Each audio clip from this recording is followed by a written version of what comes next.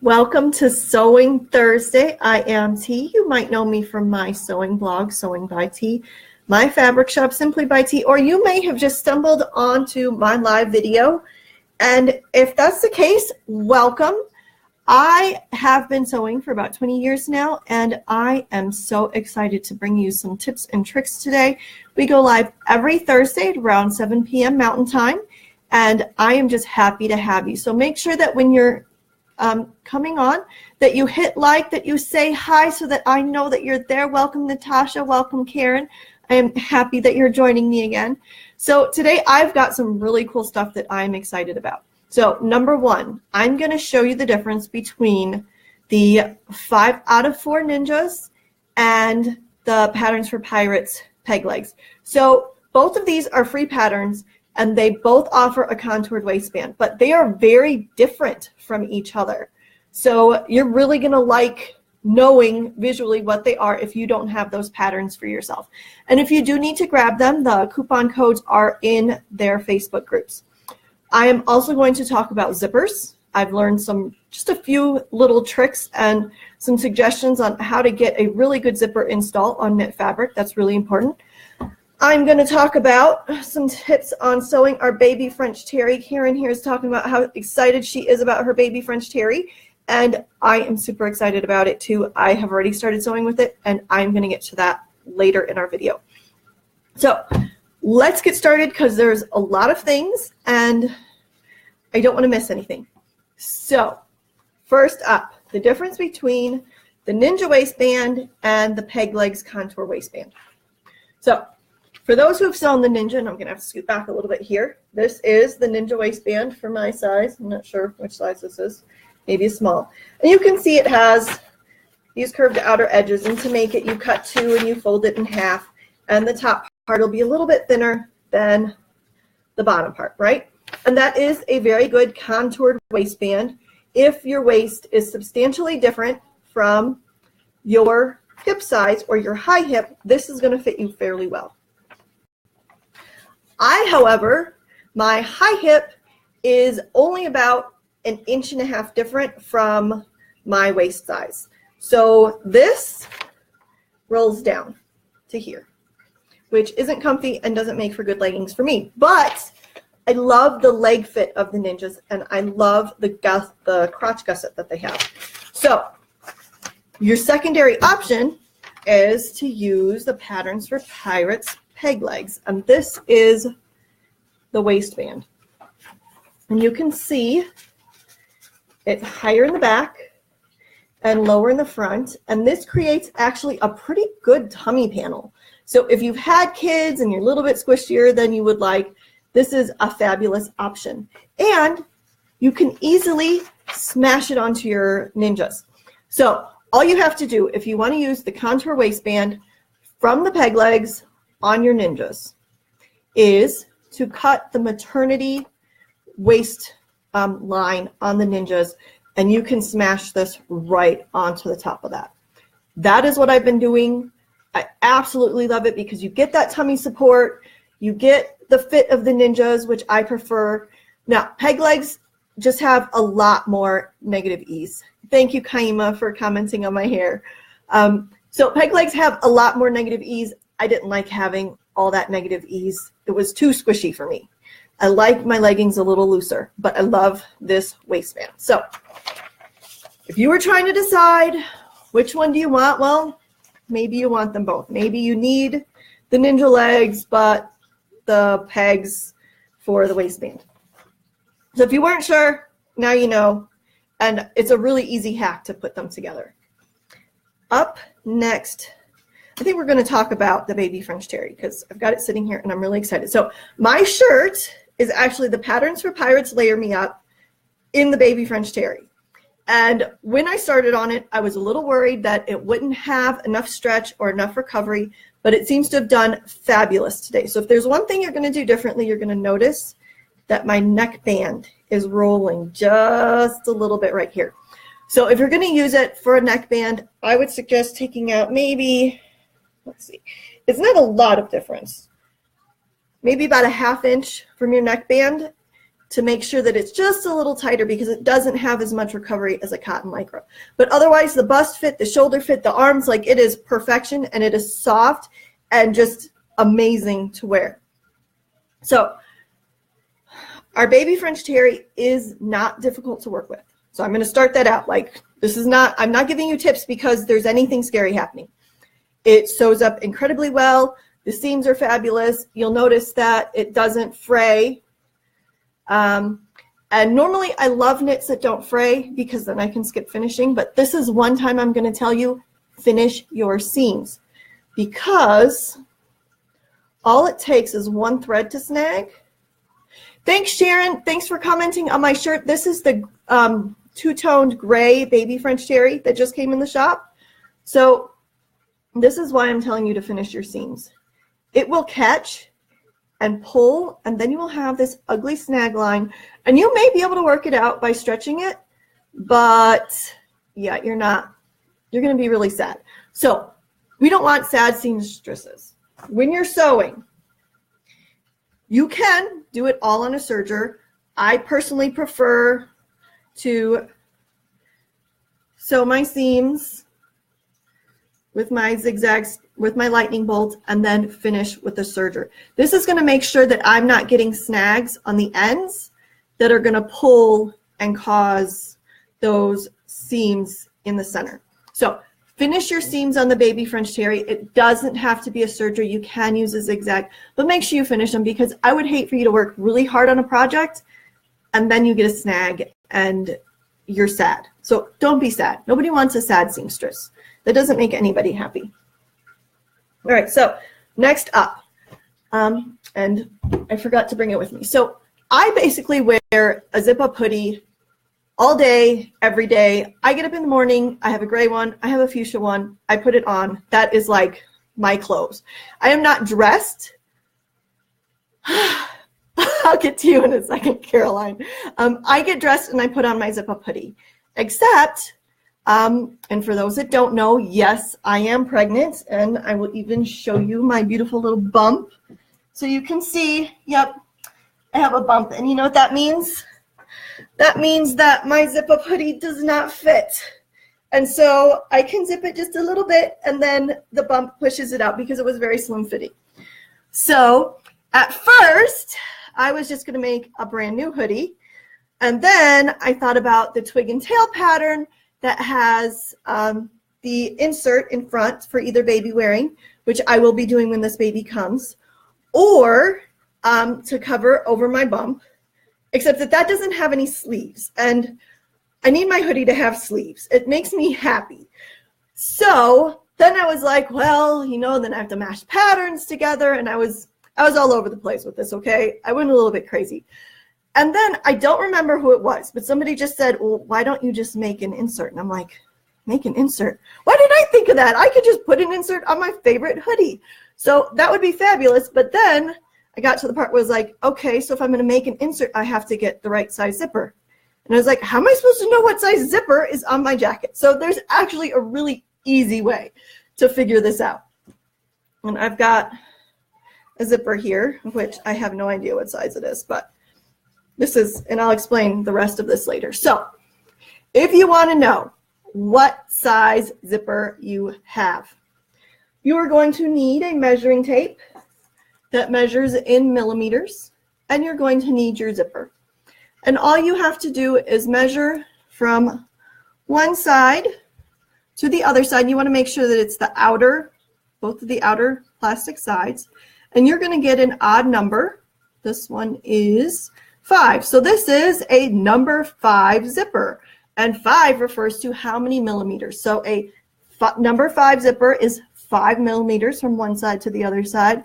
A 7 zipper is 7 millimeters, and it just goes from there. So now all I have to do is measure my hoodie zipper, and I can order my zippers on Wawak to make my insert, and I don't have to buy a bunch of zippers and not know which one's going to fit. So I didn't know it was that easy, but now I do, and you can use that same information for yourself. So if you need to buy a zipper to match a zipper you already have, measure it out, and you'll know what size you have. So speaking of zippers, I actually love inserting zippers. I'm a little crazy. I admit that. But I think part of it is because I have tricks, okay?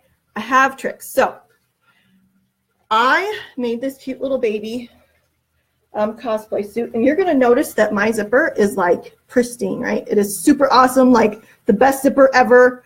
I love it. It like looks professional. You wouldn't know that it was me unless I told you, right? So what's the trick? Now go ahead and open it up for you. The trick is that your zipper does not stretch, right? Zippers don't stretch. Your fabric stretches. So you have to make your fabric not stretch. That's the trick. Like, that's the whole trick, right? So you can use interfacing. There is an advantage to using interfacing on your knit fabric. The advantage is that you don't have to finish the seams. The disadvantage is that it can be a little scratchy. It's not as soft. And this costs money, right? We have to pay money for this. But if you, like me, have like a bajillion woven fabric strips, well, voila, you have interfacing, right? So it's technically not interfacing. The things you'll have to do to make sure that your woven strips work are that you have to finish the edge. So you'll notice here on the inside, I finished this edge with a serger, and that took me like 2 extra seconds. And then on the inside, I actually trimmed it back so that when I top stitched the zipper down, all of that would be included inside that seam. So I only had to finish the one side, and then all I had to do was use a strip of woven.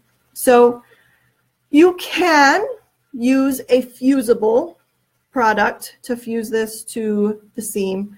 I feel like it's an extra step, and if you just pin, and I only pin the fabric to, or the knit fabric to the woven fabric, I do not pin the zipper on because I want that zipper to be able to move if it needs to move. And I feel like if I use too many pins on the zipper, because it doesn't lay real flat, it tends to distort that seam, and then you end up with a spot that isn't quite smooth.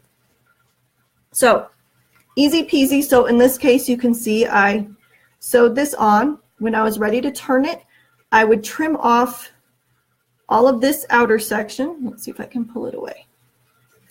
I would trim this part here. Blah.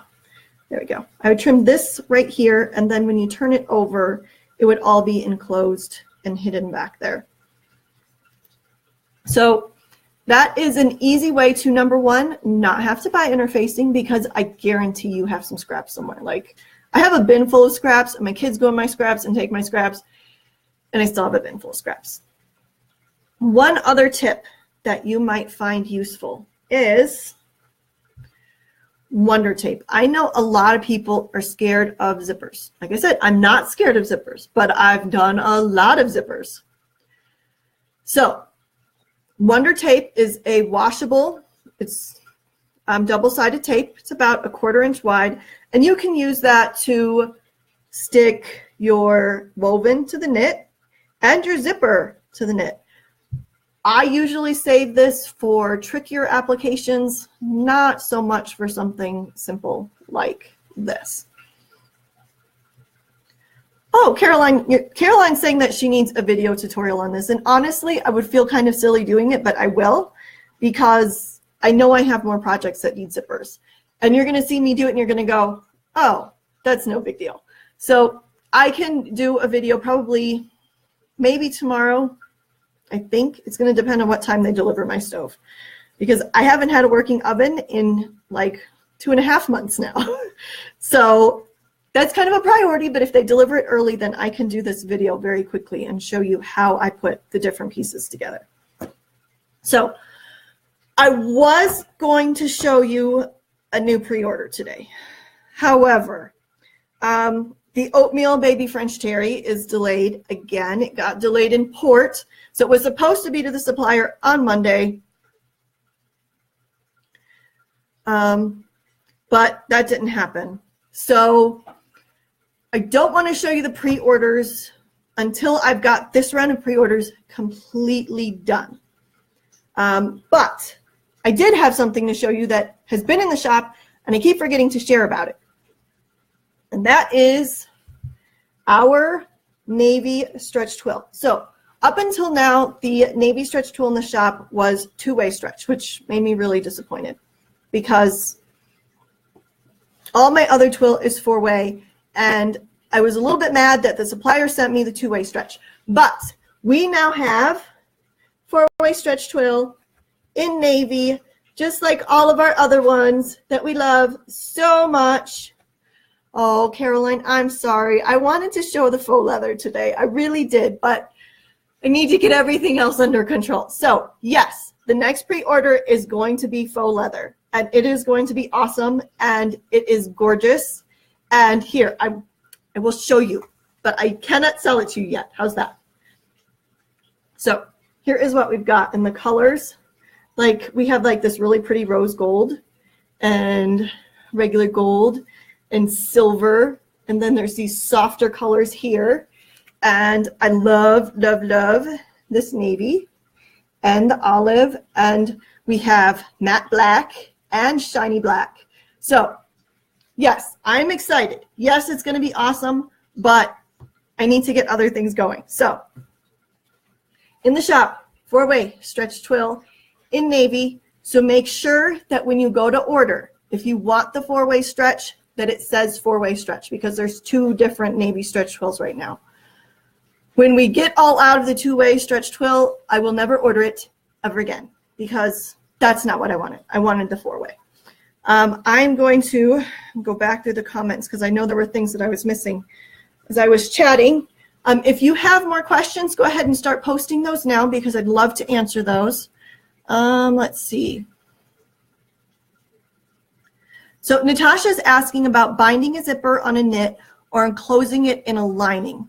And actually, it's just a variation of exactly what I just did with this stabilizer.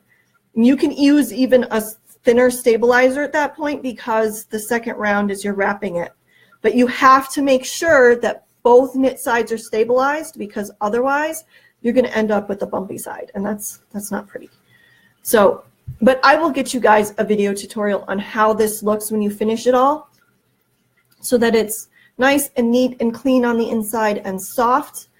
Let's see what else.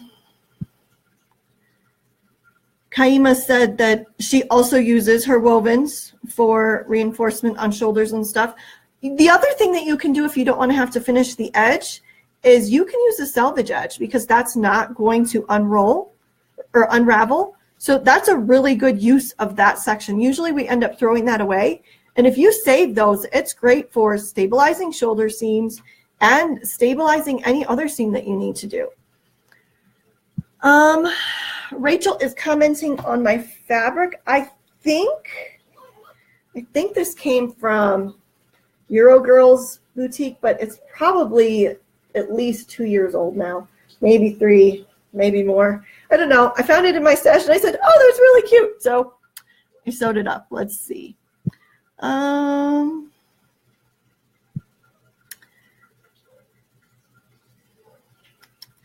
And Caroline is asking about the mustard baby French terry. So here's the thing about baby French terry. If you saw a color that I was offering and you are willing to order 10 yards for yourself, I will gladly order any color you want. And I can get that photo shared back up on the Facebook group if you need to take a look. So if mustard is your color and you're willing to order 10 yards, I will order the roll for you. So that's the deciding factor. If there's a color I don't carry, but you really want it, 10 yards. 10 yards is what you need to commit to. Let's see. So I think that's it. I want to make sure that I didn't miss anybody's comments on anything. While you're here, don't forget to like and share for all of your sewing friends to make sure that they get to see. I want to let you know that the question about the 5 out of 4 waistband versus the Patterns for Pirates waistband. Oh, there you are, Jill. So very quickly, I will recap. since you're going to have to go back. This is the Ninja waistband. See, Ninja waistband, you're familiar with this one. This is the peg legs waistband. So it's contoured in a very different way from the Ninjas. And all you have to do to use this is to use the maternity cut line on the Ninjas, and you can smash that other waistband. So thank you everybody for joining me. I will, of course, see you again next week, where I will get a chance to talk more about the faux leather that we're going to have coming into the shop. I am excited about it, but I need to get these pre-orders out. So if you need anything from me, you're welcome to reach me through Facebook or through email. I'm always willing to answer questions. And otherwise, I will see you next week. Thanks for joining me.